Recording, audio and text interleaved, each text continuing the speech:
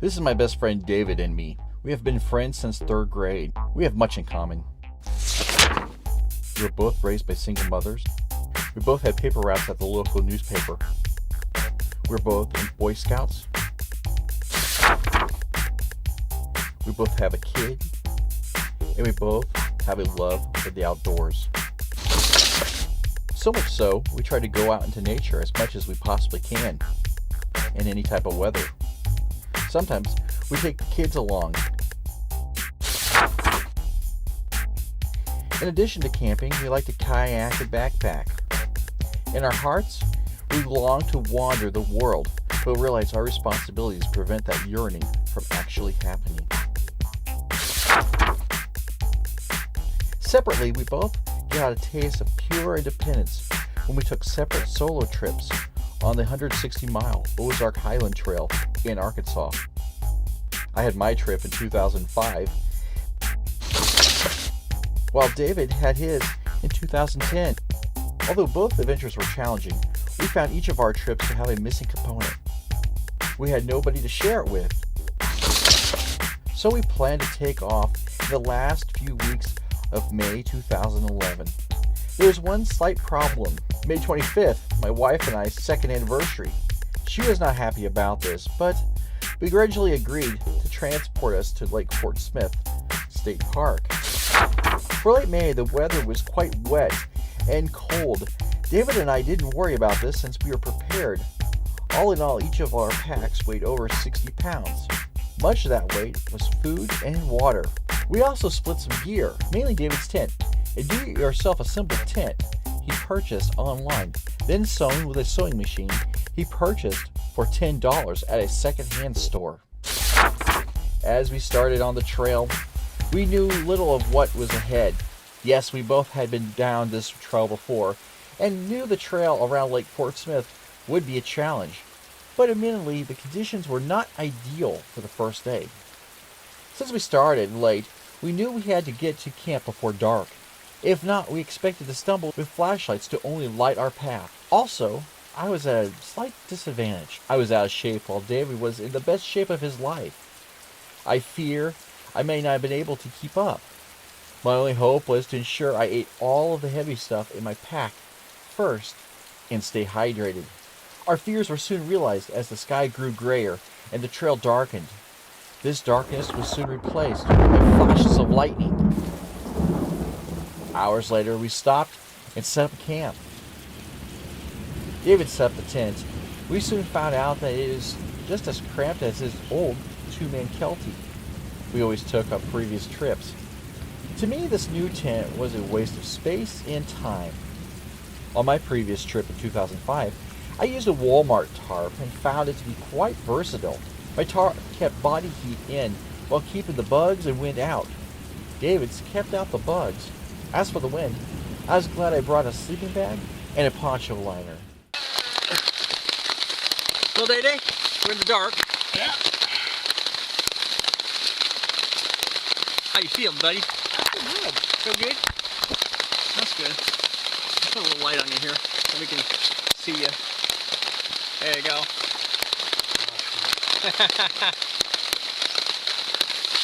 This tent really sucks, dude. Fuck you. Wearing a goddamn tarp. Well, that's an overpriced tarp.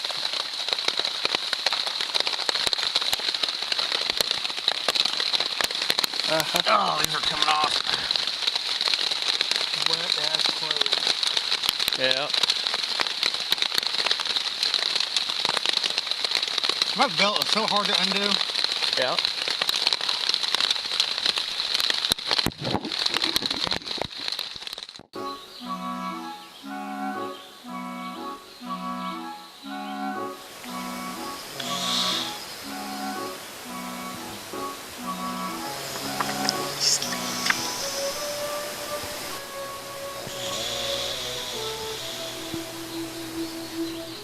After a few hours of tossing and turning in the wet and cold, we had a quick bite to eat of powdered eggs and tortillas with a swig of coffee.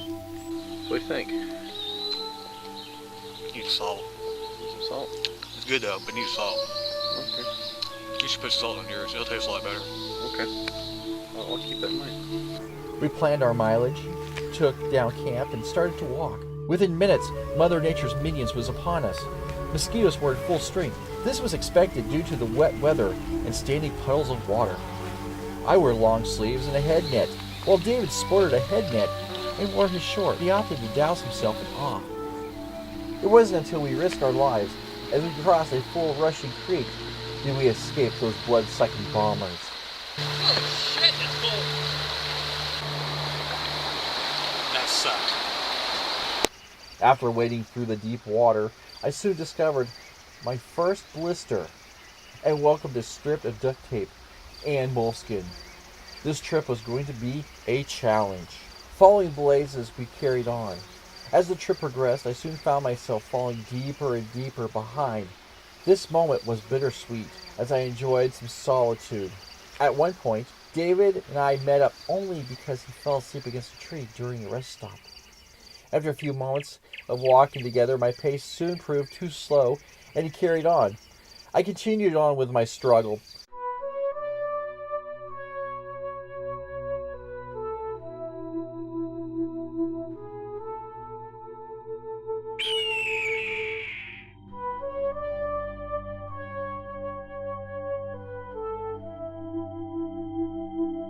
Eventually, David went on to our next campsite, around mile 9, and I arrived 2 hours later. What time you got here? I took a quick dip in a nearby creek and made dinner. I stuffed myself and had a shot of vodka, and then I went to sleep. The next morning, it was Sunday, and we awoke to another cloudy day. Looking at the map and comparing it with our GPS, and accounting for my lack of backpacker strength, we decided to take a light day by doing what backpackers call yellow blazing, which is a fancy word for hiking along a road with hopes of getting picked up by a kind stranger and transported to our next campsite.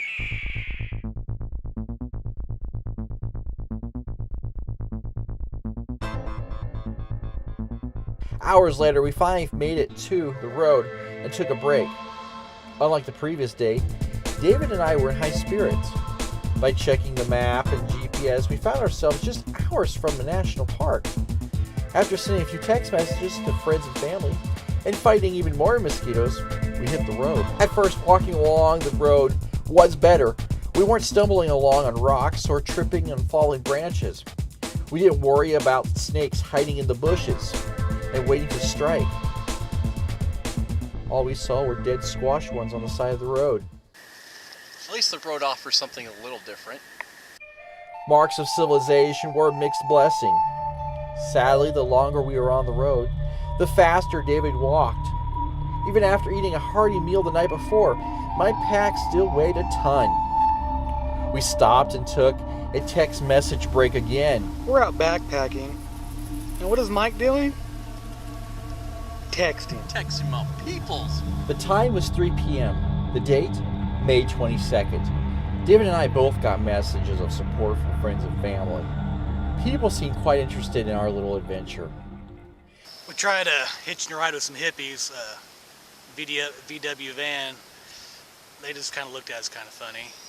Although I don't blame them, because going up this big hill we're getting ready to go up, I don't think they almost didn't make it, actually. I think he had it mashed and he was having a hard time. So maybe that's why. I'm going to tell myself that at least. That way I feel better about the situation. Otherwise I might have to do bad things to them tonight. And their van. As we moved along, we saw cliffs. The Boston Mountain Range is so beautiful. Finally, by 6:49 p.m., I made it to White Rock Mountain National Park.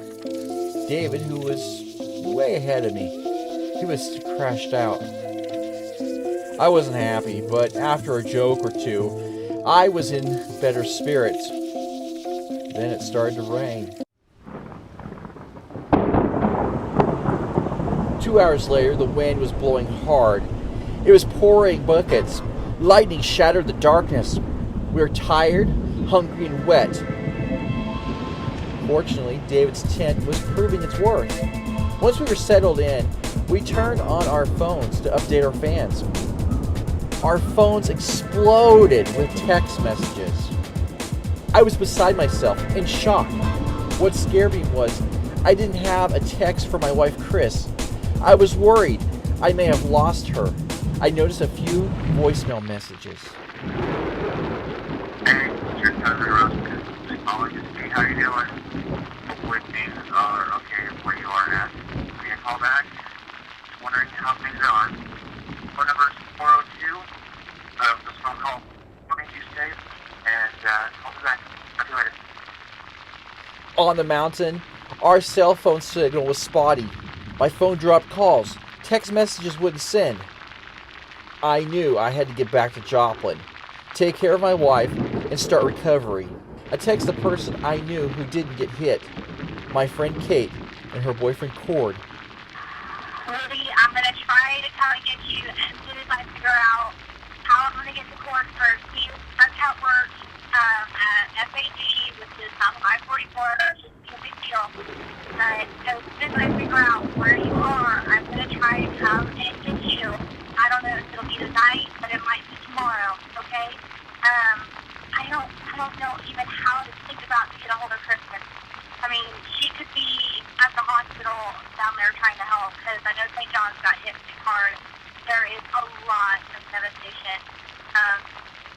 Just try to get back with you, man. I'll talk to you later, please. Then the message I was waiting for found its way to me. Hopefully you check your messages. A tornado a mile wide came through Joplin, believe it or not. Went right down 26th. I jumped in the closet, and I could feel the house just lifting off the ground. And so our windows are busted out. Part of the roof is gone. Day-Day's car is smashed up. Your truck has the windows knocked out and a couple dents in it. St. John's got destroyed. Mom said it looked like the city. I just feel sick to my stomach. The neighbor shut the gas off, and Michelle came up, and I'm at Michelle's Smile and Neo show, so I just locked up the house because there's nothing I can do about it. So your grandma called, and well, they know that you're in Arkansas, and they know it's okay. And if you get there, give me a call. I have my charger for my cell phone. So, unbelievable. Just surreal, unbelievable. I'm just sick to my stomach. I can't believe that happened. It's just, oh my gosh. It's just, I'm sick. So, everything's okay. And I'll call you. And hopefully you're having fun, but I don't know. Talk to you later. Bye. My phone just died. I got some really bad news. My house has been destroyed by a tornado. And my wife, thankfully, she's okay. She found herself, she went into the closet in our office, and she closed the door and stayed in there, and she was on the cell phone with her mom. So my wife's good. She's okay. I don't know about Republic or Monad or anything like that. I tried calling my mom and I didn't get no signal. I've contacted some friends to see if I can get a ride out of here tomorrow to see, so I can get back home. I have to be with my wife and take care of her. And I gotta go take care of my house. I don't want nobody looting it. I doubt anybody would loot it, but still. I got firearms in the garage and stuff like that, and I'm worried about those things. Hopefully my video camera's okay, and my tapes. I've got lots of projects still up in the air, and my TV show and everything. So, hopefully everything will be okay. I'm not sad or anything. I'm just concerned, and it hasn't hit me yet until I get home. But the good thing is I got my Olympus, and so I can still film stuff. The next morning I woke early. I was still unsure how I was going to get home. My cell phone was dead. The tourist season was a week or so away. There was no traffic going off this mountain. I figured I could visit the campground's caretaker Maybe he would have some advice for me.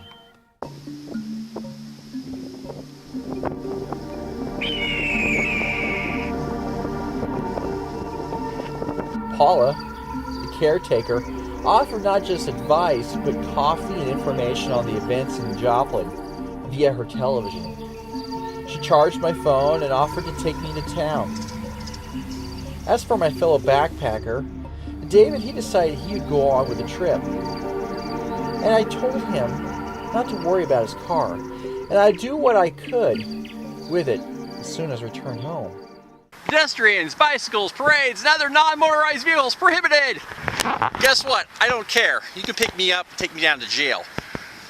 I've got to get back to Missouri. I'm on Interstate 580. I'm sorry, 540. And Paula gave me a drop. She dropped me off at the gas station. But the gas station's not open. They're remodeling it. So another guy gave me a ride over here to the interstate. He couldn't take me very far. And the nearest gas station is 20 miles from here. So hopefully what I'm going to try to do is I'm going to try to get to the gas station. I'm going to film a ride. Hopefully somebody will help me out. I think they will. And I'm going to get home. I've got to get home to Chris. And I hope she's okay. I mean, she is okay. Our house is gone, but we'll survive. But, oh boy, this is a hell of an adventure. I just wanted to go backpacking for 2 weeks, for crying out loud. That's all I wanted.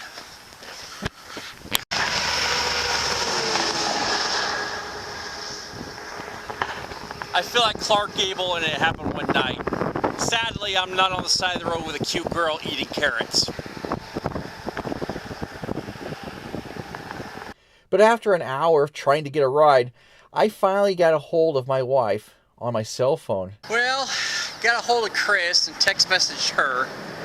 And it turns out that she'll be able to come get me probably within 3 hours.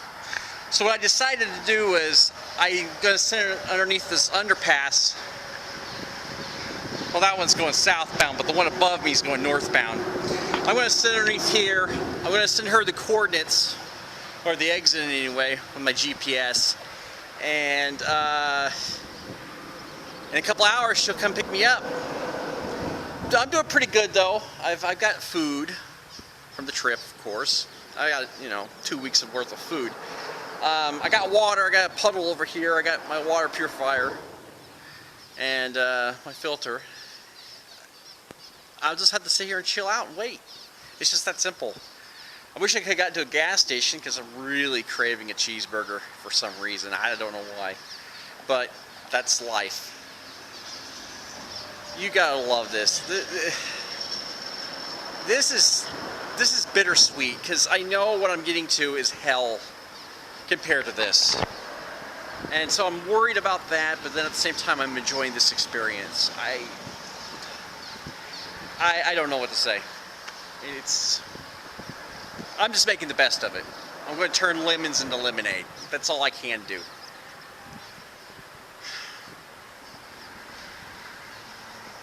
God, I hope she can come get me. I think she can. We've got pretty good. We're better off than others. I patiently waited under the bridge.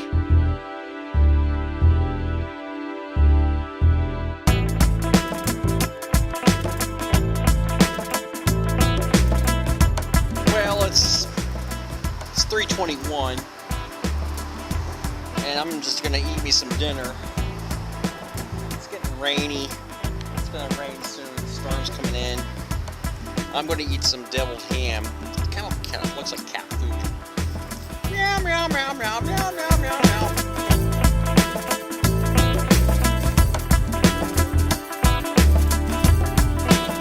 I'm still underneath this bridge. At least I got my radio and I've got NPR on. Yeah. All things considered, it's on like 24 hours a day, I guess. I think that's the only show they've got.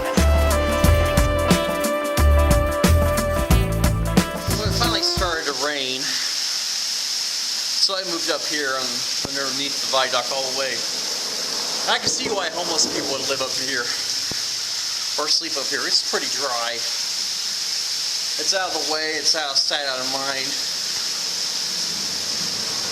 I just hope she can see me when she drives by.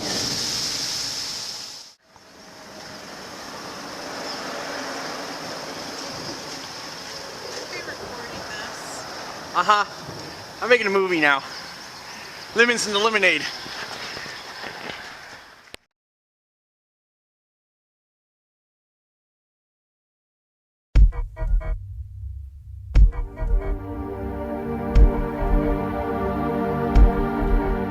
Joplin was crazy.